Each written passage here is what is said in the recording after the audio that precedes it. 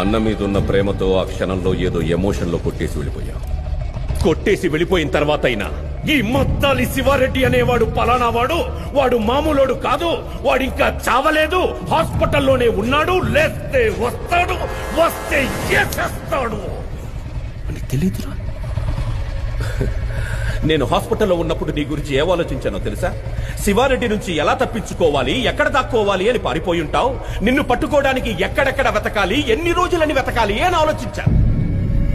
కానీ నువ్వేంట్రా, అసలు ఈ మద్దాలి శివారెడ్డి అనే వాడే నీ లైఫ్ లో లేనట్టు, వాడితో అసలు నీకేమీ జరగనట్టు హ్యాపీగా బైక్ వేసుకుని హైదరాబాద్ మొత్తం ఇంత నార్మల్ గా ఇంత కూల్ గా ఎలా తిరుగుతున్నావురా నువ్వు?